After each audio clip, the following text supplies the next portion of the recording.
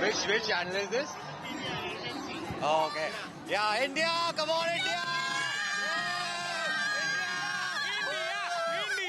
India Pakistan இடையே நடந்த group A T20 போட்டியில ஒரு மிகப்பெரிய வெற்றியை இந்தியா பெற்றிருக்காங்கன்னு சொல்லணும். 61 ரன்கள் வித்தியாசம்.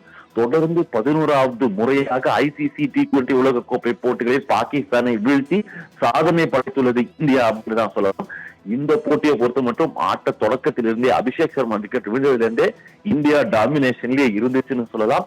பெரிதும் பேசப்பட்ட போட்டி, கை குலுக்குவாங்க மாட்டாங்க, நாங்க பாய்காட் பண்ண போறோம் பாகிஸ்தான், இப்படி பல சொல்லப்பட்ட நிலையில இன்றைய போட்டி ஒருதலை பட்ச போட்டியாக இருந்து clinical performance by India this match அப்படின்னு நம்ம சொல்லலாம்.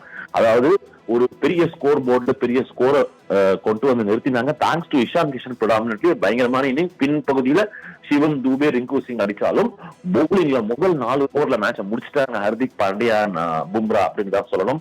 பாகிஸ்தானோட டாப் ஆர்டரை ராட்டில் பண்ணிட்டாங்க. பெரிதும் எதிர்பார்க்கப்பட்ட பாபர் அசமும் ரன் அடிக்காம அவுட் ஆனதன் காரணத்தால் பாகிஸ்தான் விக்கெட்டுகள் மலன்னு சரிய கிட்டத்தட்ட இந்தியா பாகிஸ்தானை மறுபடியும் மற்றொரு முறையும் இந்த சர்வதேச அரங்குல உலகக்கோப்பை போட்டிகள்ல படு தோல்வி அடைய செஞ்சிருக்காங்க. இது மிகப்பெரிய ஷாக்காவும் இருக்கணும் பாகிஸ்தானுக்கு. பிகாஸ் நாங்க ரெடி ஆயிட்டோம், இந்தியாவை இந்த முறை தோற்கடிக்கணும், பல விஷயங்கள் பேசப்பட்டது, மிஸ்ட்ரி ஸ்பின்னர் இருக்காங்க சொல்லப்பட்ட நிலையில் இன்றைய போட்டியில இந்தியாவாக எந்த பிரஷரும் இருக்கலாம்னு சொல்லணும். Polling was very good, fielding was also very good.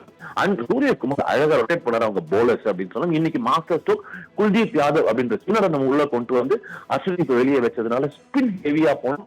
Varun சக்கரவர்த்தி, அக்ஷர் பட்டேல், குல்தீப்போட அந்த ஸ்பின் வலையில என்ன பண்றதுன்னே தெரியாம பாகிஸ்தான் அண்ட் அவங்களும் they have to be blamed for the defeat ன்னு சொல்லலாம். 175 ரன்கள் இந்த மாதிரியான விக்கெட்ல அடிக்கணும் அப்படின்னும்போது ஒரு நிதானமான தொடக்கத்துல இருந்து ஆரம்பிச்சு விக்கெட்டுகளை பிடிச்சு ஒரு பார்ட்னர்ஷிப் எடுத்துக்கணும். வரவங்க எல்லாம் கிராஸ் பேட் ஆடினாங்க, வரவங்க எல்லாம் அவங்க விக்கெட்டை தூக்கி கொடுத்துட்டு போன மாதிரி இருந்துச்சு.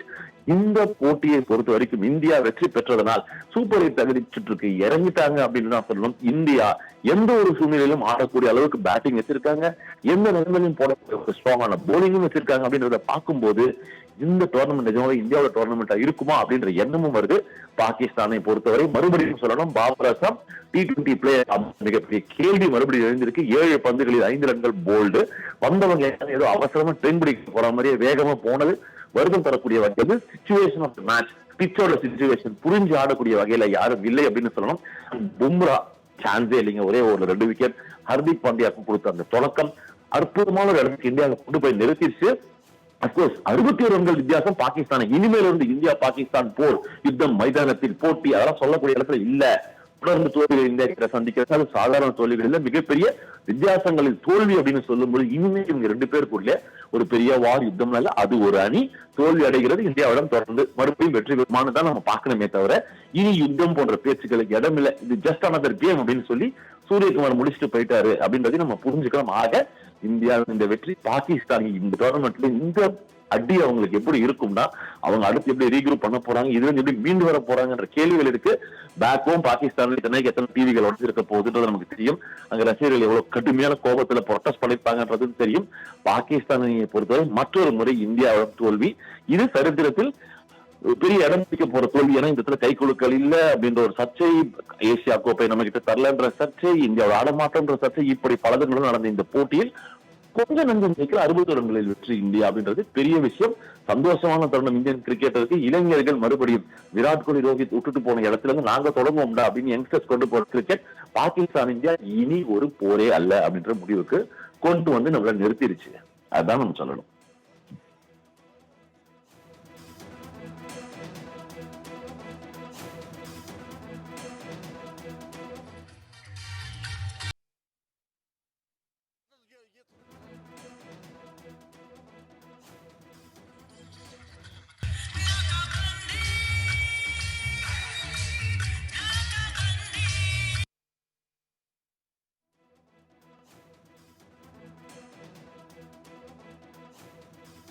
இந்திய அணி 61 ரன்கள் வித்தியாசத்தில் அபார வெற்றி பெற்றிருக்கிறது.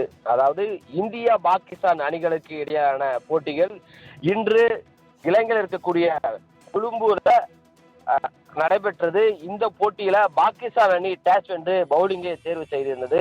இந்த நிலையில்தான் இந்திய அணி தொடக்க ஆட்டக்காரர்களாக அபிஷேக் சர்மாவும் நிஷாந்த் கிஷோனும் இறங்கினார்கள். முதல் ஓவரிலே அபிஷேக் வர்மா 4 பந்துகளில் ரன் எதுவும் எடுக்காமல் ஆட்டம் இழந்தார். இதனைத் தொடர்ந்துதான் நிஷாந்த் கிஷோனும் அவருடைய அதிரடி ஆட்டம் காரணமாக அரை சதத்தை கடந்தார். 27 பந்துகளில் 50 ரன்களை எடுத்திருந்தார்.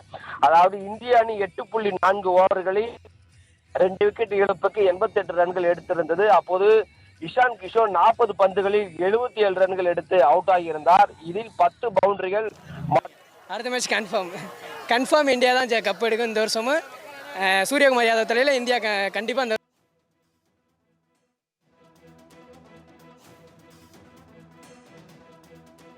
அவர் சந்தித்த முதல் பந்திலேயே அவுட் ஆகியிருந்தார். இதன் இறுதியாக இந்திய அணி நிர்ணயிக்கப்பட்ட 20 ஓவருக்கு 175 ரன்கள் எடுத்திருந்தார்கள். குறிப்பாக பாகிஸ்தானுக்கு 176 ரன்கள் இலக்காக நிர்ணயிக்கப்பட்டது. இதனைத் தொடர்ந்துதான் பாகிஸ்தான் அணி வீரர்கள் அவருடைய ஆட்டத்தை தொடர்ந்திருந்தார்கள். இதன் தொடக்க காரணமாக முதல் ஓவர்களே முதல் விக்கெட்டை எடுத்திருந்தார்கள். அடுத்தாவது ஓவரும் வீசப்பட்டது. அந்த ஓவரும் கூட 2வது விக்கெட்டாக பும்ரா அவர்கள் எடுத்திருந்தார்கள். தொடர்ச்சியாக இந்தியனுடைய பந்து வீச்சின் சிறப்பாக இருப்பதையொட்டி பாகிஸ்தான் வீரர்கள் அடுத்தடுத்து விக்கெட்டுகள் வீழ்ந்த வண்ணமே இருந்தார்கள். ஏன்னா சீரான முறையில அவர்கள் ரன் எதுவும் சேர்க்க முடியாமல் இருந்ததன் காரணமாக இறுதியாக 18 ஓவருக்கு 10 விக்கெட் இழப்பிற்கு 102 போயிட்டாங்க. இசான் கிஷன் 100 அடிப்பான்னு நினச்சனா சுரானா மேட்ச்னா அது அச்சா போட்டு 72 எவ்வளோ அச்சா பாவம். அது 100 மிஸ் ஆயிடுச்சு. என்ன பண்ணுறது, கஷ்டமாகுது. நெக்ஸ்ட் மேட்ச்சு அது ஒரு மேட்ச்சு வயிறு வழியில் சஞ்சு சாம்சன் ஆடிருக்கலாம். அபிஷேக் சர்மா பதில். அபிஷேக் சர்மா நியூ ஃபாதர் ஆவார்னு பார்த்தா இஷான் கிஷன் நான் குழந்தைய கொடுக்குறேன்ற மாதிரி கொடுத்துட்டு போயிட்டார் அவர். அதுதான் இது நெதர்லாந்து நினைக்கிறேன். அது சும்மா ஆடுறது. அது ஒன்றும் 3 days கழிச்சுன்னு நினைக்கிறேன். அது சும்மா மேட்ச் ப்ரோ. அது சும்மா